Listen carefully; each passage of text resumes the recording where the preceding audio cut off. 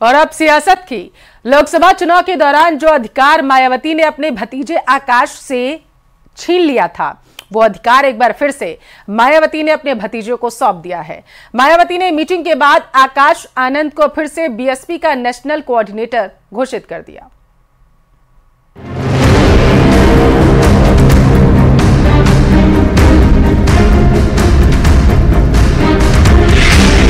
आया खराब नतीजा, याद आया भतीजा। बुआ की भतीजे पर बरसी माया। बीएसपी ने बदला रंग, लौट के आए आकाश आनंद। स्वागत करें आकाश आनंद। बीएसपी में एक बार फिर से आकाश आनंद की कुछ इस तरह से वापसी हुई। बीएसपी चीफ मायावती ने अपने भतीजे आकाश के पैर छूने के बाद न सिर्फ उन्हें आशीर्वाद दिया, बल्कि एक बार फिर से उन्हें पार्टी में अपने बाद सबसे ऊंचा ओहदा दे दिया। मौका लोकसभा चुनाव की समीक्षा बैठक का था। करीब 3 घंटे तक चली हार मंथन के बाद जो निकला, उससे आकाश आनंद का कद और पद दोनों बुलंदियों पर पहुंच गया। मायावती के भतीजे आकाश आनंद को फिर बड़ी जिम्मेदारी दी गई है। आकाश आनंद फिर से पार्टी के राष्ट्रीय संयोजक बनाए गए। यही नहीं, मायावती ने आकाश आनंद को अपना उत्तराधिकारी भी बना दिया। यूपी उत्तराखंड चुनाव के लिए स्टार प्रचारक बनाए गए हैं और पार्टी प्रवक्ता का दर्जा भी बहाल कर दिया गया। मायावती के इस फैसले के बाद आकाश आनंद का पार्टी में करीब 47 दिन का सूखा खत्म हो गया, क्योंकि इससे पहले 7 मई को लोकसभा चुनाव के तीसरे चरण की वोटिंग के दिन आकाश आनंद को मायावती ने नेशनल कोऑर्डिनेटर पद से हटाया था। मायावती ने भतीजे आकाश आनंद को अपरिपक्व बताकर पार्टी के नेशनल कोऑर्डिनेटर पद से हटाया था। वजह ये थी कि आकाश आनंद ने 28 अप्रैल को उत्तर प्रदेश के सीतापुर की रैली से योगी आदित्यनाथ की सरकार की तुलना तालिबान से करते हुए उसे आतंकवादियों की सरकार कहा था। इस आक्रामक भाषण पर हुए मुकदमे के बाद ही आकाश आनंद ने 1 मई को औरैया और हमीरपुर की अपनी रैलियां रद्द की थी। यूपी में बीजेपी सरकार को निशाने पर लेने का खामियाजा आकाश को भुगतना पड़ा था।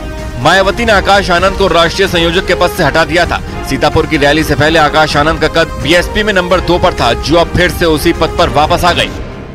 बीएसपी प्रमुख मायावती ने 2017 के उत्तर प्रदेश विधानसभा चुनाव में हार के बाद सहारनपुर की एक रैली में आकाश आनंद को राजनीतिक तौर पे लॉन्च किया था। इसके बाद आकाश आनंद को चुनावी राज्यों का प्रभारी भी नियुक्त किया गया था, लेकिन 10 दिसंबर 2023 को मायावती ने आकाश आनंद को अपना उत्तराधिकारी बनाने की भी घोषणा बीएसपी नेताओं के बीच में कर डाली। लेकिन आकाश आनंद इससे बहुत पहले से ही अपनी बुआ के साथ पार्टी कार्यक्रमों में नजर आ रहे थे। लेकिन आकाश की राजनीति में असली एंट्री 2017 में सहारनपुर की रैली से हुई। इसके बाद तो बीएसपी में आकाश का राजनीतिक कद बढ़ा तो बढ़ता ही चला गया। आकाश आनंद को राजस्थान, मध्य प्रदेश, छत्तीसगढ़, तेलंगाना और मिजोरम के चुनाव में जिम्मेदारी दी गई थी। 2019 के लोकसभा चुनाव में जब मायावती के चुनाव प्रचार पर 48 घंटे का बैन लगा था, तब आकाश आनंद ने चुनाव प्रचार का जिम्मा संभाला और उन्होंने पहली चुनावी रैली आगरा में की और तब मतदाताओं से बीएसपी को वोट देने की अपील की थी। इसके बाद आकाश आनंद की भूमिका बीएसपी में सबसे ऊपर हो गई थी। लेकिन लोकसभा चुनाव 2024 में उनके राजनीतिक करियर पर मायावती ने ब्रेक जरूर लगाया था। लेकिन 47 दिन पहले जो आकाश आनंद इमेच्योर थे, वो आज अचानक मैच्योर्ड हो गए।